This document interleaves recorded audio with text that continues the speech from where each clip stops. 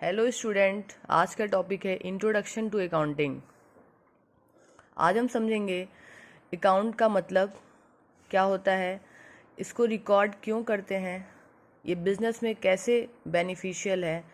तो सबसे पहले आज हम समझ लेते हैं अकाउंटिंग का मतलब क्या होता है। To count the financial value of each event which are measure in terms of money. देखिए, अकाउंट का मतलब क्या होता है, काउंट करना।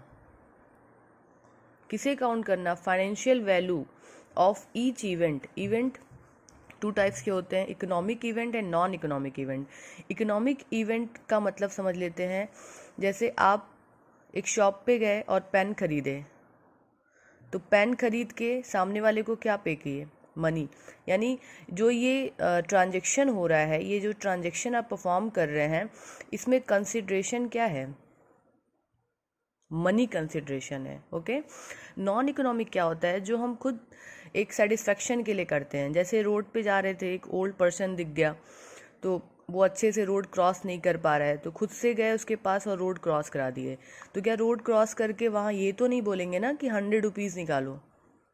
नहीं बोलेंगे। तो ये नॉन इकोनॉमिक इवेंट है जो अकाउंट्स ऑफ बुक में रिकॉर्ड नहीं की जाती है। ओके, आई होप आपको समझ में आ गया होगा। अब समझते हैं बिजनेस में क्या होता है। बिजनेस में बहुत सारे ट्रांजैक्शन होते हैं, मेनी ट्रांजैक्शन होते हैं।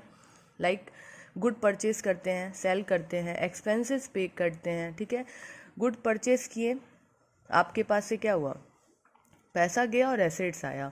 सेल किए, ठीक, पैसा आया, एक्सपेंस पे किए, पैसा गया। ठीक, इन सब का हम क्या करते हैं, एक प्रॉपर रिकॉर्ड मेंटेन करते हैं।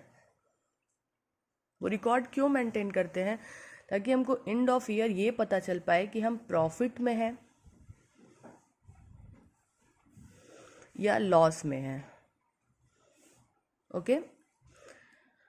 किसी भी बिजनेस के लिए ये फाइंड आउट करना बहुत इंपॉर्टेंट होता है कि हम प्रॉफिट में हैं या लॉस में हैं। ये तभी फाइंड आउट हो पाएगा जब हमें एक्चुअल पता होगा कि हमने कितना सामान खरीदा, कितना बिका, कितना एक्सपेंस किया, और एंड ऑफ द ईयर हम प्रॉफिट कमा रहे हैं या नहीं। तभी वो बिजनेस आगे रन कर पाएगा। और एक दो बेसिक चीज़ें आप समझ लीजिए। एक होता है डेटर्स और दूसरा होता है क्रेडिटर।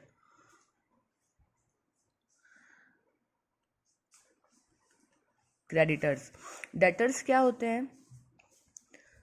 डेटर्स मीन्स जिसे हमने क्रेडिट पे सामान बेचा है और वहाँ से हमें क्या मिलेगा? पैसा मिलेगा। तो यानी वो डेटर हैं। यानी डेटर हमारे लिए क्या होते हैं? एसेट्स होते हैं। और क्रेडिटर्स क्या होते हैं? सप्लायर, जिससे हमने सामान खरीद रखा है क्रेडिट पे और हमें पेमेंट करना है। तो यहाँ पे मेरी क्या हो जाएगी? लाइबिलिटी हो जाएगी। आई होप आपको समझ में आ रहा होगा, बहुत सिंपल तरीके से मैंने बताया। डेटर्स मीन्स क्या होता है? जिसे हमने सामान बेच रखा है उधार पे और वहाँ से पैसा मिलना है। और क्रेडिटर्स क्या होते हैं? जिसे हमने सामान खरीद रखा है और वहाँ से पैसा मिलना है, उसे क्या बोलेंगे? वो हमारी लाइबिलिटी है जो हम फ्यूचर में हमें पे करना है। अब देखिए definition of accounting. Accounting is a systematic process of identifying, recording, classifying, summarizing, and communicating financial information of a business to the user or authorities for decision making। Simple way में समझ लीजिए, अकाउंटिंग का मतलब क्या होता है? एक systematic process होता है। सिस्टमेटिक का मतलब एक सिस्टम से, जो एक रूल बताया गया है, जो उसके प्रिंसिपल्स हैं, जो उसके कॉन्सेप्ट हैं, उन सबको फॉलो करके एक सिस्टमेटिक रिकॉर्ड करना है। जैसे सबसे पहले जर्नल बनता है। सबसे पहले आप क्या बनाते हो? जर्नल। जर्नल के बाद आप लेजर बनाते हो। लेजर के बाद आप ट्रायल बैलेंस बनाते हो। ट्रायल बैलेंस के बाद आप प्रॉफिट एंड लॉस बनाते हो।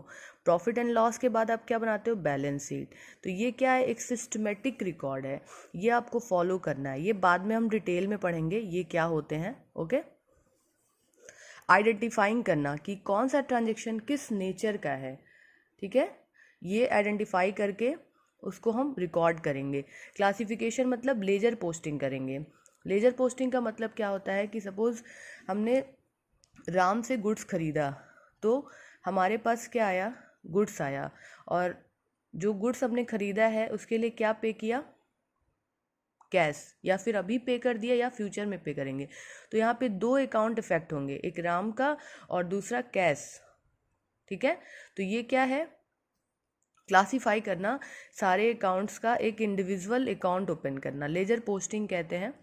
समराइज करना, ओके, समराइजिंग का मतलब क्या होता है, सिंपल, कि जो भी हम रिकॉर्ड कर रहे हैं वो अंडरस्टेबल हो कि कौन सा किस नेचर का ट्रांजेक्शन है। एंड लास्ट में कम्युनिकेटिंग फाइनेंशियल इन्फॉर्मेशन, जो ये सारा प्रोसेस हमने किया, systematic, identifying, recording, classifying, summarising, last में क्या करते हैं, वो हमें फैसिलिटेट करता है communicating financial information of a business to the user. जो भी बिजनेस के यूज़र हैं, अथॉरिटीज़ हैं, उनको हेल्प करेगा डिसीजन मेकिंग में। वो ये आइडेंटिफाई कर पाएंगे हम प्रॉफिट में हैं या लॉस में हैं, हमें बिजनेस में इन्वेस्ट करना है इस टाइम या नहीं करना है। तो ये सारा आपको क्या करता है, फैसिलिटेट करता है। ओके, अब हम समझेंगे ऑब्जेक्टिव्स ऑफ अकाउंटिंग। अकाउंट का मेन ऑब्जेक्टिव्स क्या है, तो डेफिनेशन में ही हम पढ़ के आए हैं। पहला ऑब्जेक्टिव्स है to keep systematic records of business transaction, यानी कि सिस्टमेटिक रिकॉर्ड करना। अभी बताया था सिस्टमेटिक का मतलब क्या होता है, कि जो एक क्रम आपको बताया गया है अकाउंट्स ऑफ बुक में, वो आपको फॉलो करना है। जर्नल, फिर ledger, trial balance, profit and loss, and last में आपका क्या बनता है, बैलेंस शीट। तो ये एक सिस्टमेटिक रिकॉर्ड है, आपको वो फैसिलिटेट करता है। टू कैलकुलेट प्रॉफिट और लॉस, मोस्ट इम्पॉर्टेंट, ये आपको क्या करता है, प्रॉफिट एंड लॉस कैलकुलेट करने में हेल्प करता है, प्रॉफिट एंड लॉस।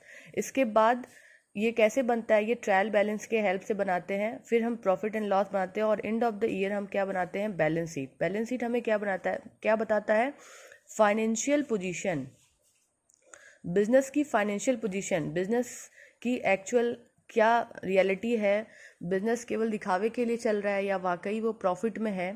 ठीक, लास्ट में नेक्स्ट देखिए, फाइनेंशियल पोजीशन यहाँ लिखा भी हुआ है। फाइनेंशियल पोजीशन किससे पता चलता है, कई बार क्वेश्चन आ जाता है, तो बैलेंस शीट हमें बताता है financial position. To provide information to various parties with the help of accounting, हम क्या करते हैं, बहुत सारे पार्टीज जो भी बिजनेस में इन्वेस्ट करना चाह रहे हैं, वहाँ से हमें ये पता चलता है कि हम प्रॉफिट में हैं या नहीं।